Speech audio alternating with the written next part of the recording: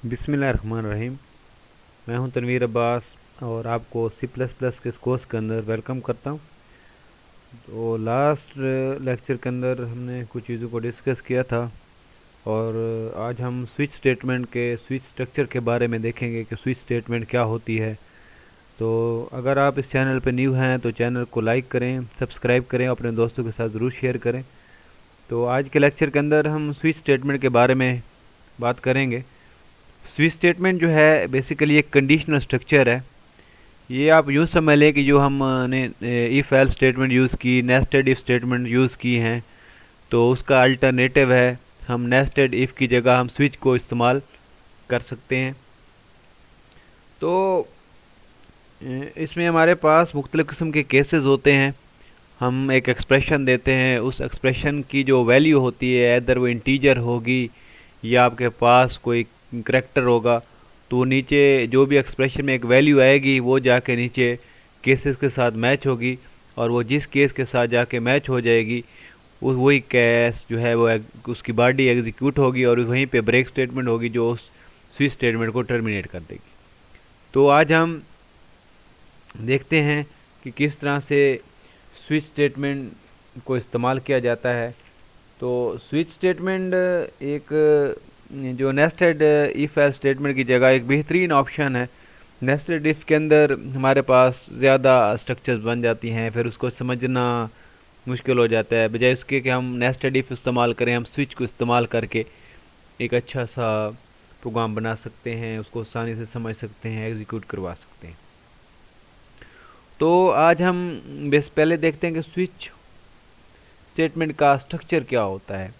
Simple एक आपके पास switch, आपके पास एक कीवर्ड आप समझ लें ये होगा। उसके बाद आपने इसके ब्रैकेट्स के अंदर एक्सप्रेशन देना है। वो आपके पास कोई नंबर हो सकता है, कोई करैक्टर हो सकता है, कुछ भी हो सकता है। उसके बाद आपने क्या करना है, उसके बाद आपने सिंपली केसेस डिफाइन करने हैं। इसकी ये बॉडी जो भी होगी, ये बॉडी आएगी। बॉडी के अंदर आपने केसेस बना देने हैं। आप एक को कहते हैं केस। अब उसमें जो भी इसका अगर इंटीजर है 1 2 3 1 केस, उसके बाद आप ये कॉलन डाल देंगे, ये आपके पास आ जाएगा केस 1। और केस 1 अगर ऊपर जो वैल्यू आ रही है वो 1 है, इसके साथ मैच हो जाएगी। तो इसके अंदर जो भी आप बॉडी में लिखेंगे, यहाँ पे आप जो भी सी आउट में लिख देंगे वो यहाँ पे आ जाएगा। डबल कोटेशन में देते हैं, जो भी मतलब आपकी रिक्वायरमेंट होगी, ठीक है। उसके बाद आप लगा देते हैं ब्रेक, तो ये केस 1 हो जाएगा। इसी तरह से मैं इसको कॉपी कर लेता हूँ और इसमें मल्टीपल केसेस बना लेते हैं। ये मैं ऐसे कर देता हूँ, ये एक केस बन गया, ये एक बन गया। तो ये केस 1 था, इसको मैं नाम दे देता हूँ केस 2 का, और इसको मैं दे देता हूँ केस 3 का। जितने मर्जी चाहे आप केस बना सकते हैं। और आखिर पे होता है अगर इनमें से कोई केस मैच नहीं होता तो आप लास्ट पे डिफ़ॉल्ट बना देते हैं। क्या बनाते हैं? डिफ़ॉल्ट। डिफ़ॉल्ट डिफ़ॉल्ट का मतलब ये होता है अगर ऊपर वाले केसेस में से कोई भी केस मैच नहीं होगा तो ये जो हम डिफ़ॉल्ट में देंगे वो वाली वैल्यू दिखा देगा, ठीक है। और उसके बाद आपका जो स्विच स्ट्रक्चर है वो टर्मिनेट हो जाएगा। तो ये है स्विच स्टेटमेंट का स्ट्रक्चर कि स्विच में एक एक्सप्रेशन आएगा, एक वैल्यू आएगी, फिर नीचे हम उस वैल्यू के लिहाज से केसेस बना देंगे और वो केसेस देखता जाएगा। जिस एक्सप्रेशन की वैल्यू लेट्स सपोज 1 आ रही है, 2 आ रही है, अगर इंटीजर है, करैक्टर होगा तो जो भी हम देंगे करैक्टर वो हम नीचे उसके लिहाज से केसेस बना देंगे। करैक्टर जब जो यहाँ पे करैक्टर हमें मिला है वो इसके साथ मैच हो गया तो इसकी बॉडी यहाँ तक चलेगी और ये ब्रेक उसको एग्जीक्यूट कर, बाकी वो नीचे इस केसेस को चेक नहीं करेगा, ठीक है। एक एट ए टाइम एक केस मैच हो सकता है, एक से ज़्यादा केसेस मैच नहीं हो सकते, ठीक है। जिस तरह से हम केसेस बना देंगे, जो भी केस मैच होगा वो केस चलेगा और बाकी जो हैं जैसे ये लेट्स सपोज 3 केस मैच हो जाता है तो सी आउट में जाके जो भी स्टेटमेंट लिखोगे उसको आउटपुट में दिखाएगा। और उसके बाद ब्रेक स्टेटमेंट, ब्रेक स्टेटमेंट क्या करती है, जैसे ही ब्रेक पे आएगा तो वो इस स्विच स्टेटमेंट को टर्मिनेट कर देगा, ये स्विच की बॉडी से बाहर ले जाएगा, जो भी इसकी बॉडी के बाहर चीज़ होगी वो प्रिंट करेगा। मतलब स्विच जो स्टेटमेंट है ब्रेक की वजह से टर्मिनेट हो जाएगा, ख़त्म हो जाएगा। और लास्ट पे हमने डिफ़ॉल्ट लिखा। डिफ़ॉल्ट इसलिए था, अगर इनमें से कोई भी कैश मैच नहीं होगा तो ज़ाहिर सी बात है वो जाकर डिफ़ॉल्ट में जो भी लिखा होगा वो चला देगा। तो आज हम एक छोटा सा प्रोग्राम करते हैं जिसके अंदर स्विच स्टेटमेंट को इस्तेमाल किया जाए। हम लेट्स सपोज कहते हैं कि हम जो है वीकेंड डेज़ को हम दिखाना चाहते हैं कि कौन सा वीकेंड डेज़। अब लेट्स सपोज मैं कहता हूँ अगर यूज़र 1 दे तो उसे बता दे कि ये मंडे है, मतलब 1 मंडे के लिए हमने स्पेसिफाई कर दिया। अगर यूज़र 2 दे तो उसको बता दिए ट्यूसडे है। तो इसके लिए हमें एक इंटीजर वेरिएबल लेना पड़ेगा जिसमें हम डे स्टोर करवाएंगे, 1 2 3 जो भी होगा। लेट्स मैं कहता हूँ वो मैं लेट्स डे के नाम से बना लेता हूँ। मैं कहता हूँ इंट डे, इंटीजर टाइप का एक मैंने वेरिएबल लिया डे। अब इसके अंदर डे स्टोर होगा तो सबसे पहले मैं उसको मैसेज दूंगा कि जनाब इंटर डे, आप कौन सा डे, आज कौन सा डे है जो आप इंटर करना चाहते हैं।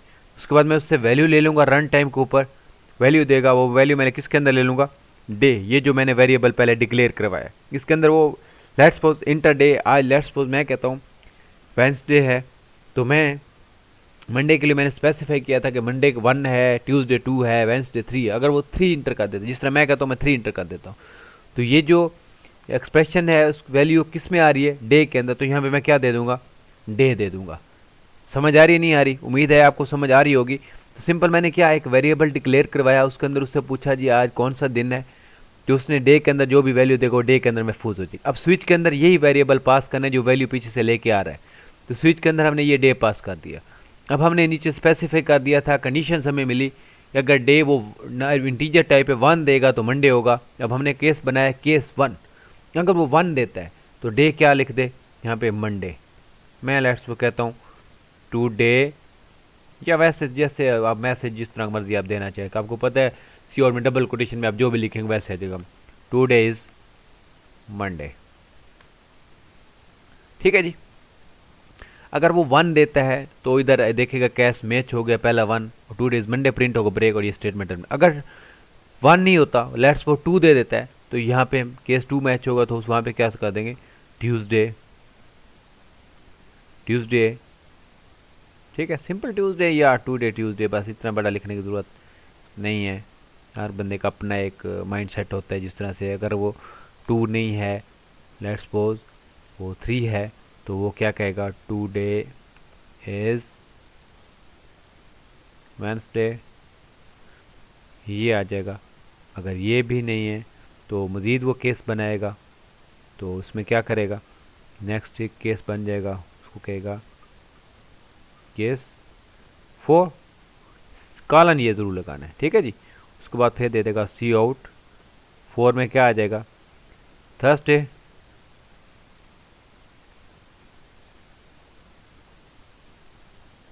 थर्सडे आ जाएगा। ठीक है जी, डी ए वाई ठीक हो गया, ये आ गया। उसके बाद क्या कर देगा ब्रेक कर देगा। ठीक है जी। तो BREAK, तो ये ब्रेक हो जाएगा यहाँ पे। उसके बाद केस 5 बन जाएगा, केस 5 है। अगर 4 नहीं इंटर करता 5 देता है तो उसको फिर क्या दिखा देगा सी आउट, कहेगा जी टू डे इज, 5 में ज़ाहिर सी बात है फ्राइडे होगा, फ्राइडे। और उसके बाद ब्रेक लगा के हम इसको स्ट्रक्चर को टर्मिनेट कर देंगे। अगर 5 नहीं है तो ज़ाहिर सी बात है क्या देगा 6 देगा, और 6 में क्या दिखाना चाहिए उसको सी आउट में। अब क्योंकि 5 फ्राइडे है तो ये सैटरडे आ जाएगा। मैं चलो पूरा दे देता हूँ, टू डे इज सैटरडे। ठीक हो गया जी। यहाँ पे सेमी कॉलन, यहाँ पे फिर क्या कर दूंगा ब्रेक कर दूंगा। और उसके बाद अब ये ज़ाहिर सी बात है 6 है तो नीचे मैं केस एक और बना देता हूँ, हो सकता है वो 7 दे दे, 7 देगा, सो यहाँ पे कॉलन लगेगा। तो यहाँ पे मैं उसको क्या दिखा दूंगा, मैं कहूँगा वो 7 इंटर करेगा तो कहूँगा जी टुडे इज संडे, उसको बाद ये सेम कॉलन और यहाँ पे लूप को ब्रेक कर दूंगा। ठीक हो गया जी। तो इस तरह से जो भी कैश मैच होगा, तो नीचे ये ब्रेक मैंने ऑलरेडी लगाई हुई थी, ख्याल नहीं किया, कोई मसला नहीं, ख़त्म कर दिया। डिफ़ॉल्ट में कह दूंगा अगर वो 7 के अलावा कोई इंटर करूँगा कि मैं कहूँगा इंटर वैल्यू या नॉट वैलिड नंबर कह दूंगा, नॉट वैलिड नंबर। जो इंटर आपने किया मतलब वो नंबर ठीक नहीं है। ठीक है जी।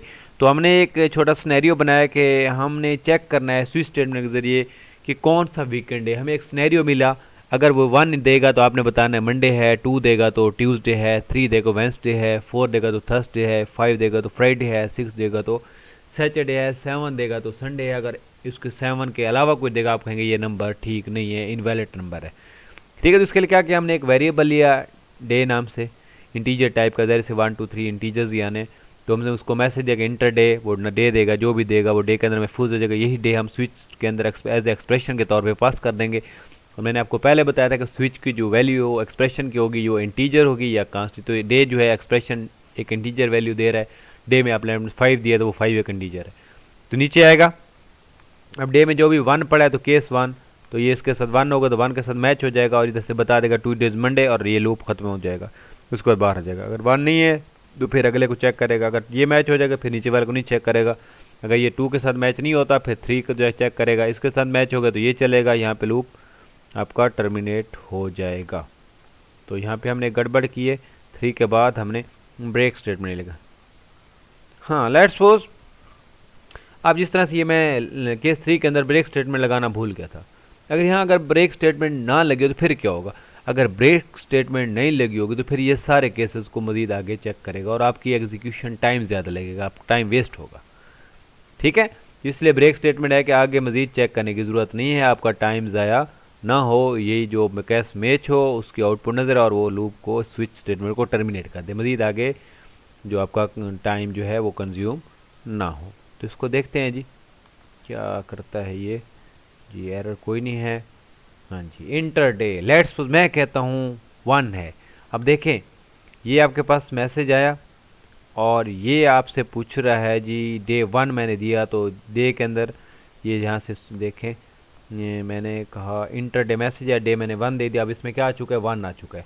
अब 1 आके देखेगा इसमें 1 पड़ा है, 1 के साथ मैच हुआ, कहेगा 2 डेज मंडे और ब्रेक के बाद ब्रेक लूप स्विच को टर्मिनेट कर देगा और ये यहाँ पे क्या आगा, इससे बाहर आ जाएगा।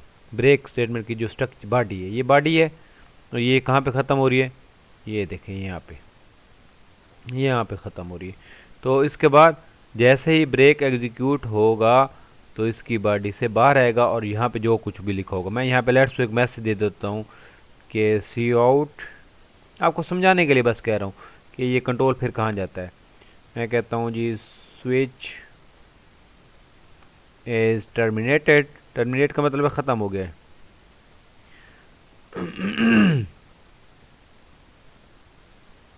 चले जी, अब इसको मैं दोबारा कंपाइल करता हूँ। रिटर्न 1 एग्जिट, अच्छा कोई मसला नहीं, इसको मैं रिटर्न 0 कर देता, कोई मसला नहीं है, रिटर्न 0 कर देते हैं।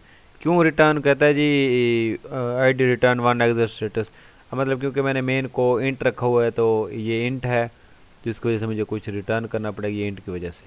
ठीक है। अब उम्मीद है कोई एरर नहीं देखें। ओपन फाइल परमिशन डिनाइड हो गया।